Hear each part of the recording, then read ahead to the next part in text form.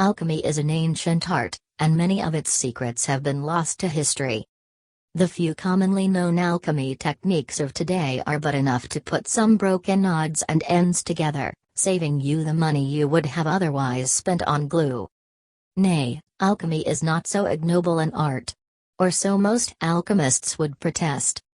But as far as the average citizen of Mondstadt was concerned, that was alchemy. At least until the day Albedo suddenly appeared and decided to stay in Mondstadt. This young man displayed the true prowess of alchemy to all, bringing with him a massive corpus of wisdom that even the Sumeru Academia did not possess. The universe is heaven reversed, and the earth is a dream lost to time. This is dust, the most basic form of complex life.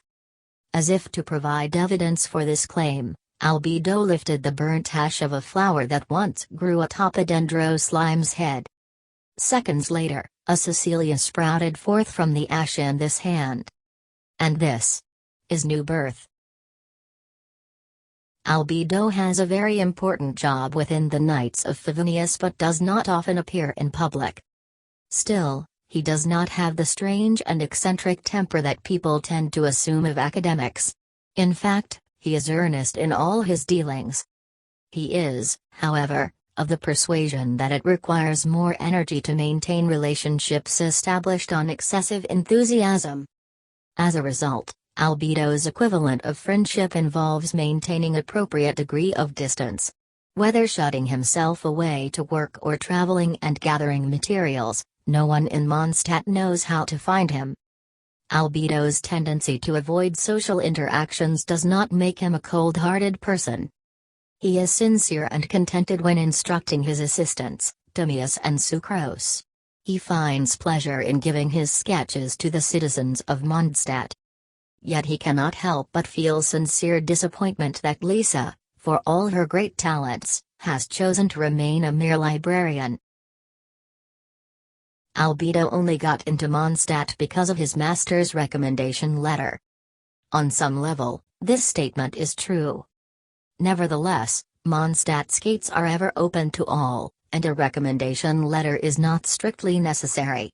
Indeed, it could be argued that Albedo's life would have been far more comfortable without the letter. This is because the recipient of the letter was the famed travel writer Alice, an old friend of Albedo's master Rhinodotter. After receiving the letter, Alice considered its requests. So Rhine said that you'll need a laboratory. And not one of a size that a civilian could build, either. I know. And just like that, she threw him into the Knights of Favonius.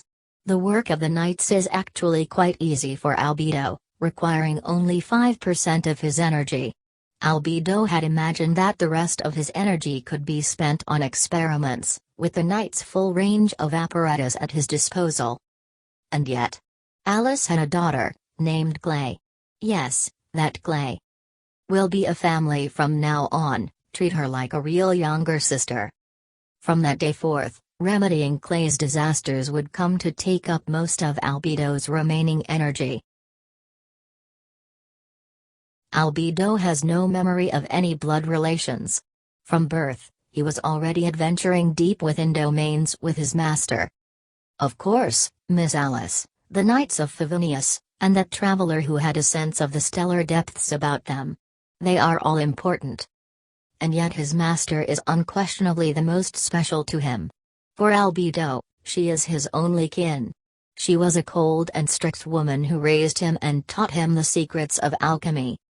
The universe is the dark essence of the true starry sky, and the earth is the accumulated memories of time and lives.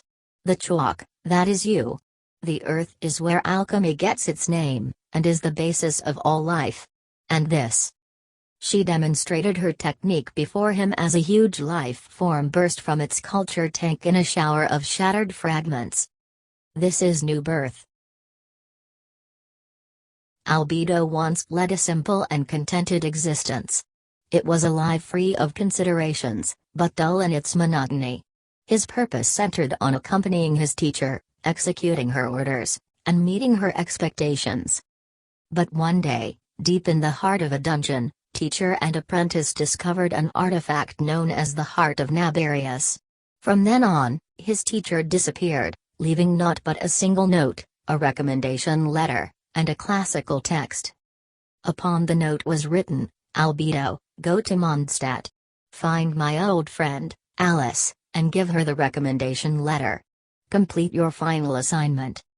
The classical text was one of the last extant manuscripts of the Opus Magnum, which his teacher had kept with her.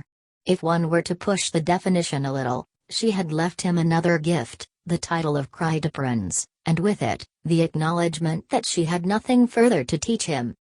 In the past, Albedo's assignments had always been very difficult. He had always believed wholeheartedly that his teacher would make good on her threat to leave him, should he fail. But this assignment she had left to him was far too hard, far beyond the limit of his abilities. Did this mean, then, that he was fated to never complete it, and thus never see his teacher again? Your final assignment: show me the truth and the meaning of this world. The alchemy that Albedo commands is wholly different from any of the arts practiced in the 7 nations of Teyvat. Its lineage can be traced back to the nation of Ka-Enra. Ka-Enra was an underground realm, and its natural fauna were few indeed. As such, its alchemy focused more heavily on the creation of life. This art of creation was known as the art of chemia. Albedo had learned of this in his youth from reading his master's notes. The next stage after soil is chalk, which was also something his master had mentioned. Chalk is the spotless soil, and was used to make primordial man. Now, Albedo understands alchemy in far greater depth than he did in the beginning, having also consolidated his understanding of knowledge. From soil was birthed chalk. The profundity of this statement is well understood by Albedo. Such incomprehensible statements are bound up in the memories of his master. His master was not his birth mother, but Albedo has no doubt that his life stems from her nonetheless. I hope I'm not overthinking things. When parents tell their children of the meaning of this world, they must mean living a happy life, right? From time to time, Albedo finds himself musing on this sentiment.